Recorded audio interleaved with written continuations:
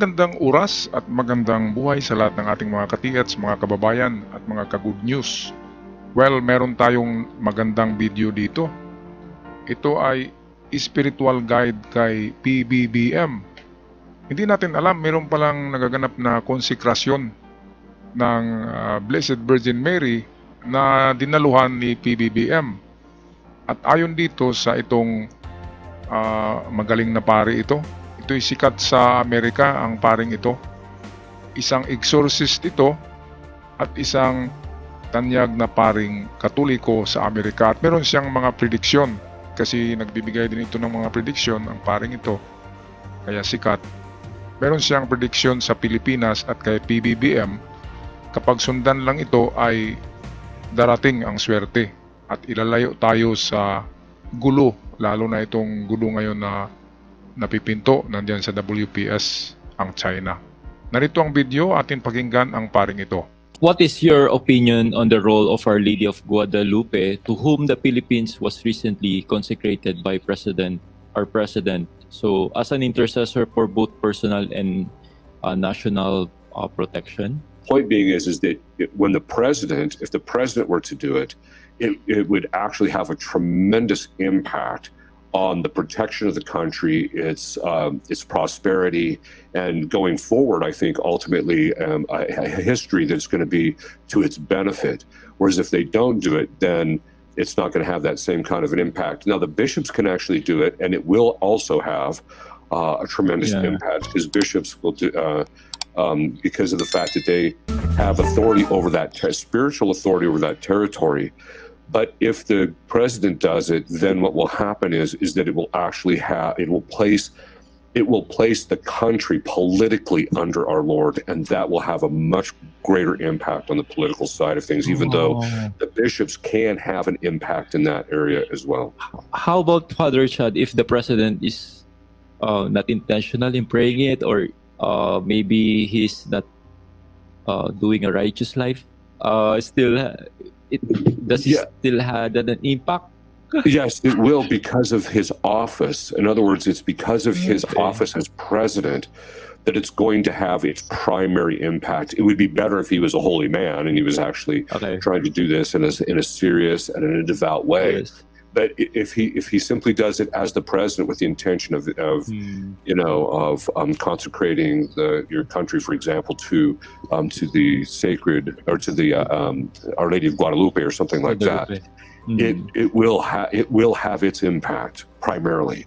It would just be better if he was trying to lead a better life, but it will still have its impact. He just did it last September 15, recently, Father. So this one. So, that's good. That's really good. And also the image was enthroned on his office.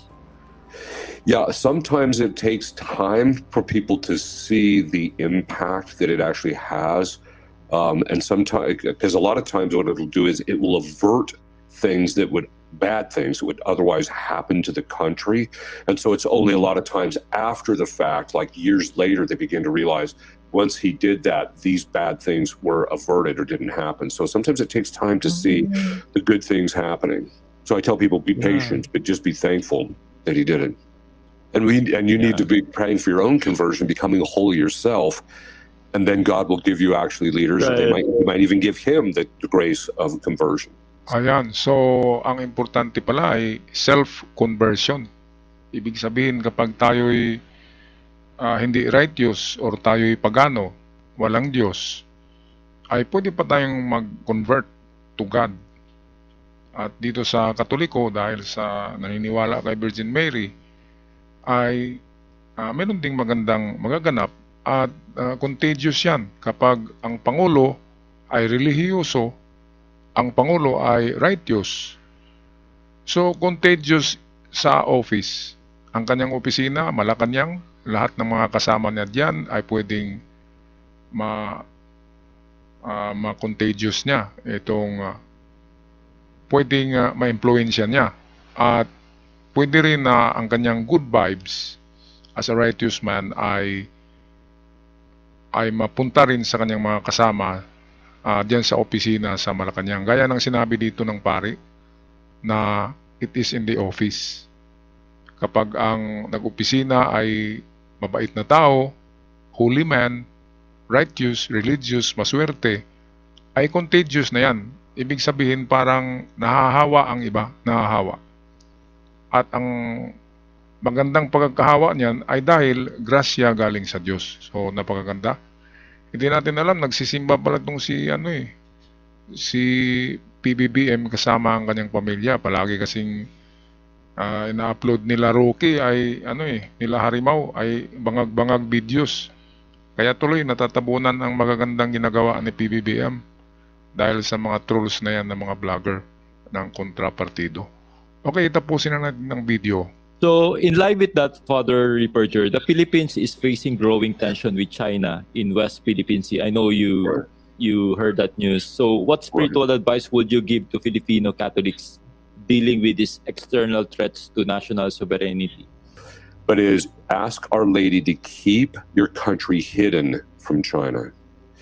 And by that, it means that what will happen is that she can actually move people to not want to, like, for example, invade your country or attack your country or things like that. She can actually move them to actually want to do to do other things rather than that. So you can actually pray that your country remain hidden from them. And so this would be something which I would really recommend.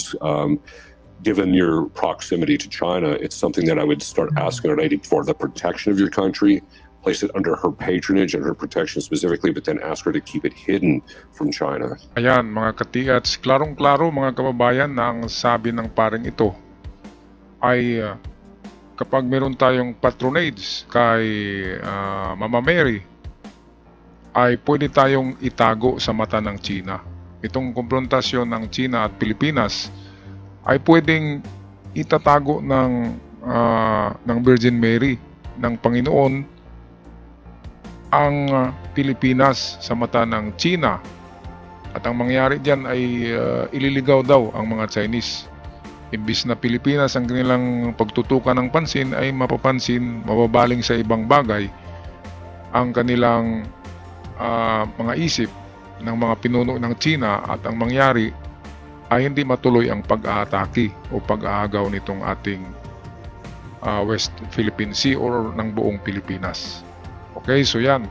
Magandang balita itong narinig natin. At hindi na ako magtatagal. Ako'y magpapaalam na. Maraming salamat. God bless us all and God bless the Philippines.